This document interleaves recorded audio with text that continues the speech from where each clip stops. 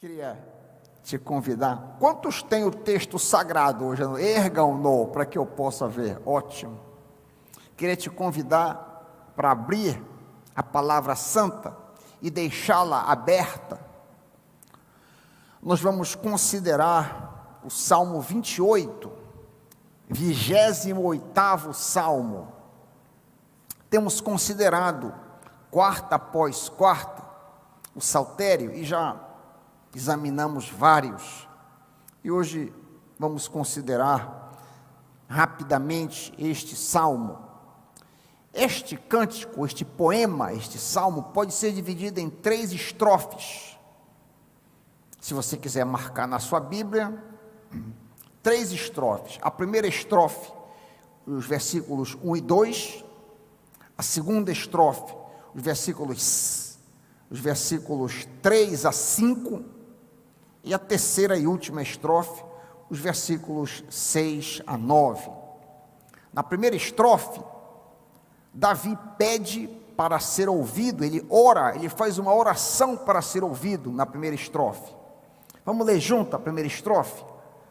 A ti clamo, ó Senhor, rocha minha, não sejais surdo para comigo, para que não suceda se te calares acerca de mim, seja eu semelhante aos que descem a cova. Ouve-me as vozes súplices, quando a te clamar por socorro, quando erguer as mãos para o teu santuário. Segunda estrofe. Aí, Davi ora para não ser contado entre os ímpios, para não ser tido entre os ímpios. 3 a 5. Não me arrastes com os ímpios, com os que praticam a iniquidade, os quais falam de paz ao seu próximo, porém no coração tem perversidade. Paga-lhes segundo as suas obras, segundo a malícia dos seus atos, dá-lhes conforme a obra de suas mãos, retribui-lhes o que merecem. E visto que eles não atentam para os teus feitos, para os feitos do Senhor, nem para o que as suas mãos fazem, ele os derrubará e não os reedificará. Terceira estrofe. Ação de graças pela resposta da oração. Versículos 6 a 9. Bendito seja o Senhor, porque me ouviu a voz. O Senhor é a minha força e meu escudo. Nele meu coração confia, nele fui socorrido, por isso meu coração exulta, e com meu cântico o louvarei. O Senhor é a força do seu povo, o refúgio salvador do seu ungido. Salva o teu povo, abençoa a tua herança, apacenta-os e exalta-os para sempre. Pai querido, nos ajuda a entender um pouco da tua palavra e aplicá-la às nossas vidas, em nome e pelo amor de Jesus. Amém. Então, como dissemos, a primeira estrofe aí é uma oração para ser ouvido. A ti clamo, rocha minha. Quem é o auxílio de Davi? O auxílio do salmista não são os seus amigos, não é a sua própria força, é o Senhor. A ti clamo, eu peço a tua ajuda, Senhor. Salta aos olhos também a metáfora rocha, que o salmista usa para descrever o Senhor. O poeta tinha em Deus a sua fundação, a sua estabilidade, a sua rocha, a sua segurança. Há vários exemplos dessa metáfora de segurança, rocha, em meio à insegurança que Davi estava enfrentando. Ele usa frequentemente esta imagem, rocha. Por exemplo, no Salmo 18, 2, Davi diz: o Senhor é minha rocha, a minha fortaleza, meu Deus é meu rochedo, Ele é meu escudo, torre forte, torre alta. O mesmo pensamento de segurança é usado em Salmo 31, versos 2 e 3. Inclina os teus ouvidos para mim, vem livrar-me depressa, sê minha rocha, uma fortaleza poderosa para me salvar. Sim, tu és a minha rocha e a minha fortaleza. Ainda um outro exemplo, desta metáfora tão frequente nos escritos, nos poemas de Davi. Lemos no Salmo 62, 2: só Ele é a minha rocha e a minha salvação, o meu alto refúgio, não serei abalado. De forma geral, Deus é a nossa rocha, a nossa segurança em meio às incertezas da vida. O fato, querido, querida, que me ouve, você que me acompanha pela internet, as coisas podem mudar ao nosso redor. Vivemos num mundo incerto, podemos perder o emprego, podemos perder um bem, podemos perder a saúde, podemos perder um filho, podemos perder o que quer que seja. Tudo é incerto neste mundo. Não sabemos o que o amanhã trará. Todavia podemos ter certeza de uma coisa: venha o que vier, o Senhor é a nossa rocha, o Senhor é a nossa segurança, o Senhor estará conosco. A imagem de segurança transmite essa ideia, que Ele vai estar conosco.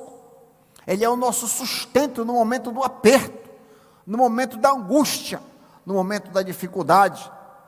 Não foi justamente esta a promessa que Jesus fez a nós, seus discípulos?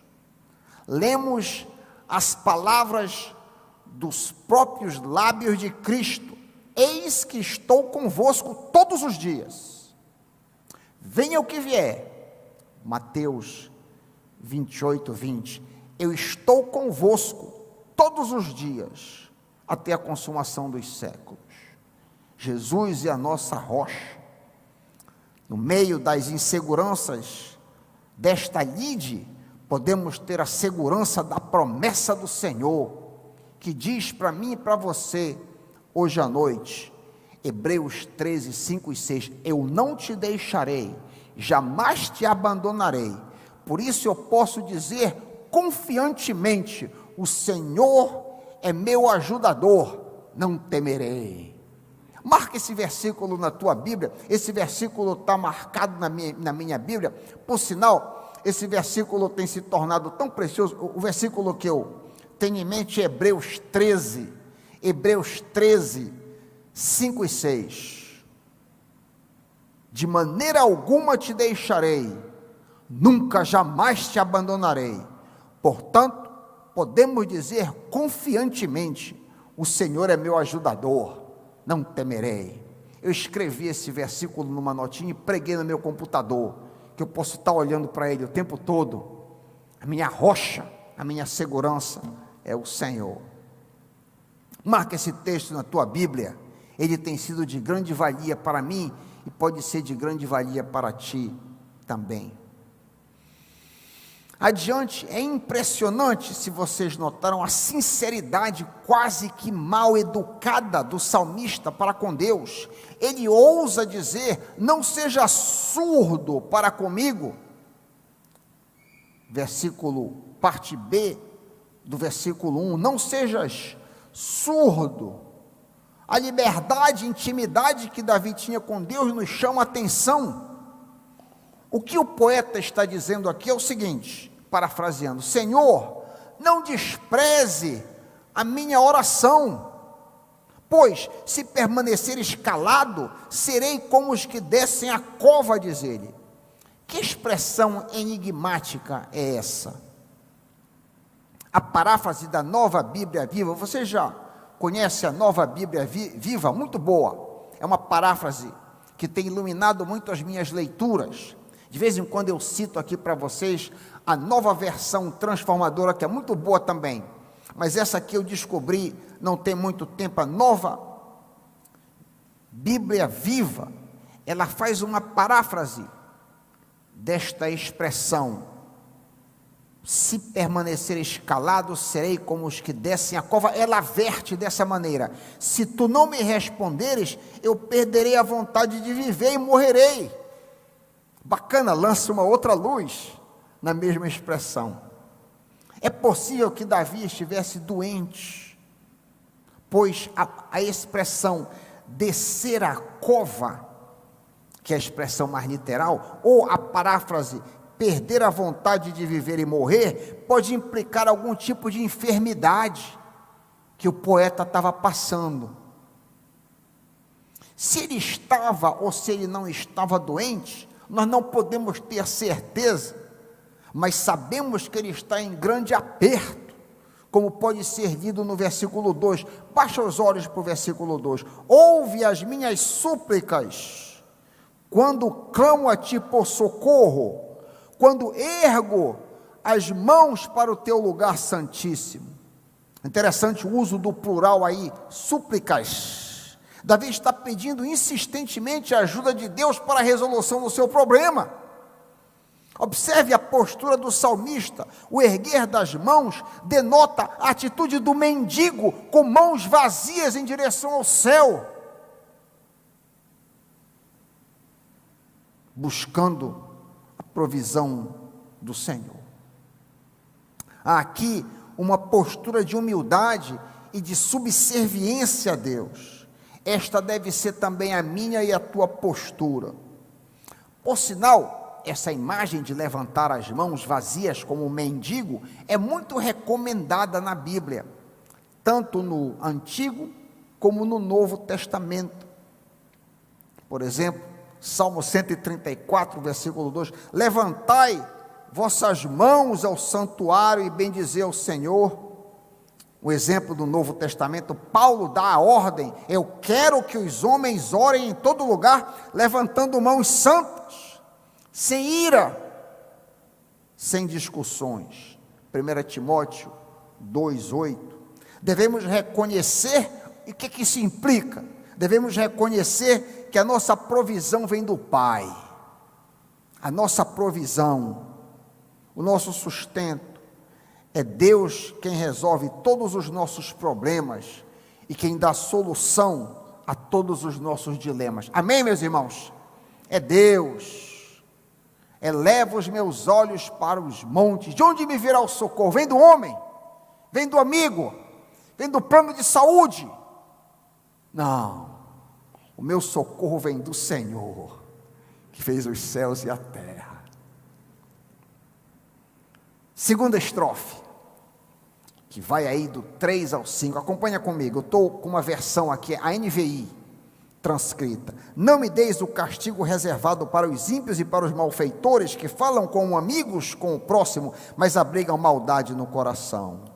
Retribui-lhes conforme os seus atos, conforme suas más obras, retribui-lhes pelo que suas mãos têm feito e dá-lhes o que merece, visto que não consideram os feitos do Senhor, nem as obras de suas mãos, ele os arrasará e jamais os deixará reerguer-se.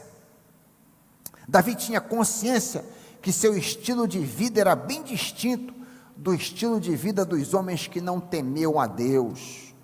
Portanto, o salmista pede para receber um tratamento diferente do tratamento reservado ao ímpio, do tratamento reservado ao descrente. O poeta começa descrevendo os ímpios como pessoas falsas, abre aspas, eles falam como amigos, mas abrigam maldade no coração, fecha aspas. Uma das marcas da impiedade é a falsidade, como lemos no Salmo 12, versículo 2, cada um mente ao seu próximo, seus lábios bajuladores falam com segundas intenções, fecha aspas. Por um lado, uma das principais marcas também do novo nascimento é a verdade, como lemos em Efésios 4, 25, a autenticidade, a verdade, a marca do novo nascimento. Cada um de vocês, diz Paulo, deve falar a verdade e abandonar a mentira, pois somos membros de um mesmo corpo. Agora, uma coisa que chama a atenção aqui, nesta segunda estrofe, e eu não teria visto, foi lendo vários comentários, que um comentarista me chamou a atenção, e faz sentido. É possível que você tenha passado batido. Muitas das vezes, aquilo que a gente mais bate contra, é aquilo que a gente mais teme, é ou não é? Aquilo que muitas das vezes a gente mais critica, é o que a gente teme mais. E Davi está batendo muito violentamente nos malfeitores. E isso, diz um comentarista, pode muito bem indicar que Davi estava debaixo de grande tentação para se unir aos ímpios e fazer o que eles estavam fazendo. Ao sentir a força desta tentação, o salmista se preocupa em sucumbir e ceder a esta atração, de ser como eles. Sua oração para não ter a mesma sorte que os descrentes implicava em um possível temor em acabar igual a eles.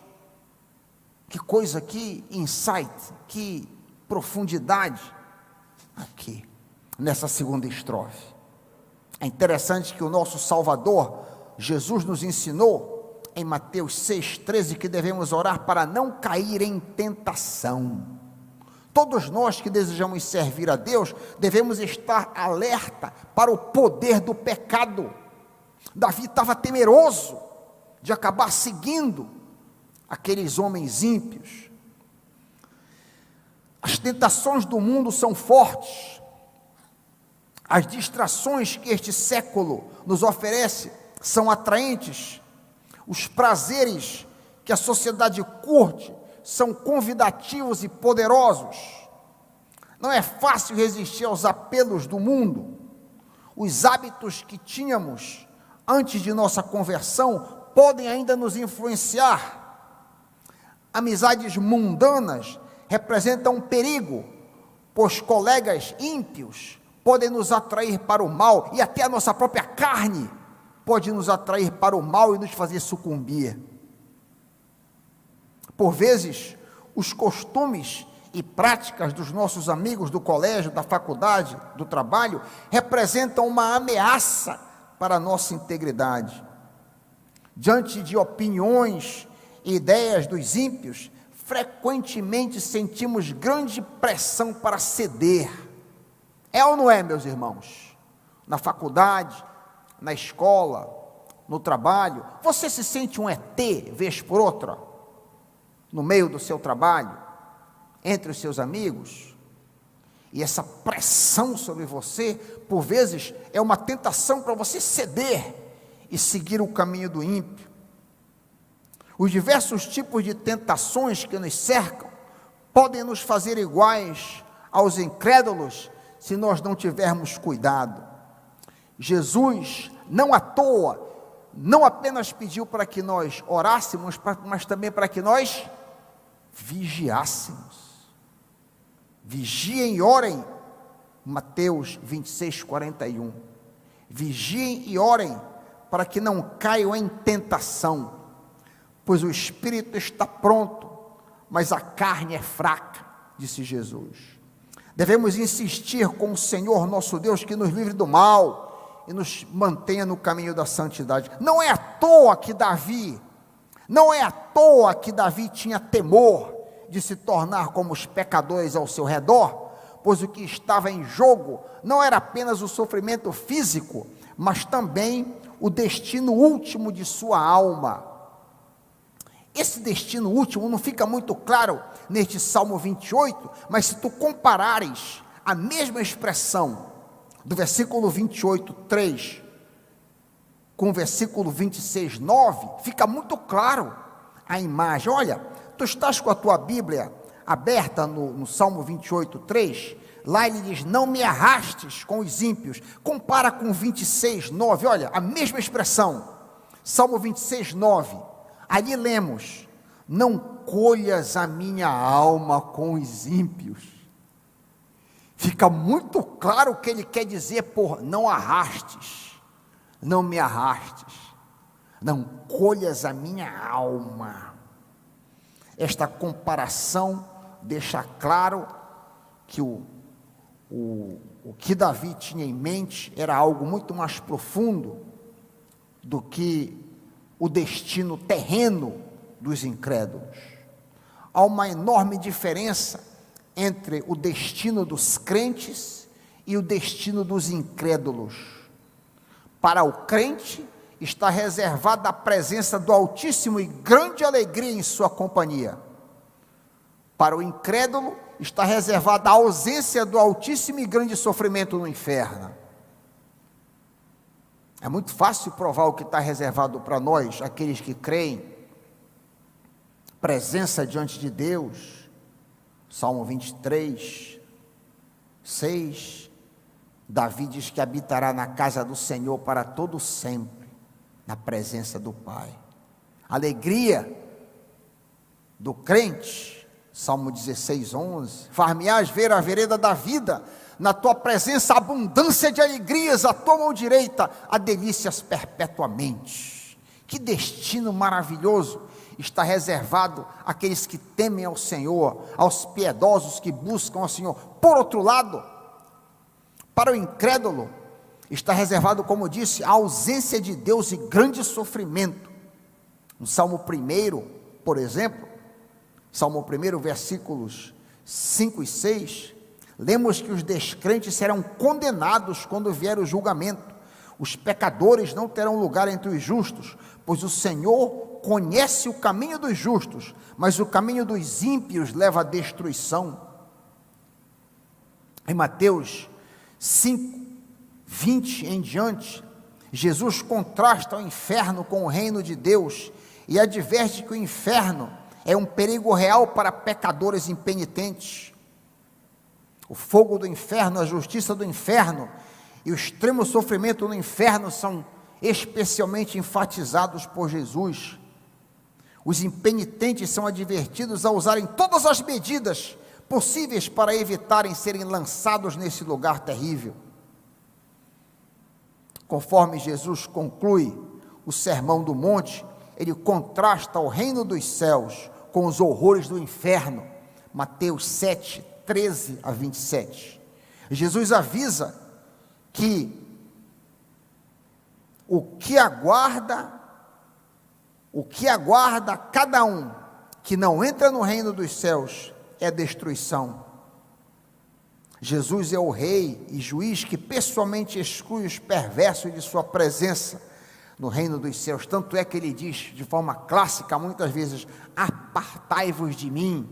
Mateus 7, 23. Você que me ouve neste momento, qual a sua situação diante de Deus? Qual a minha situação? Se você morresse hoje, para onde você iria? Você teme a Deus como Davi? Você palpita? Você tremula como Davi? Você sente a força da tentação e quer resisti-la? Eu espero que sim.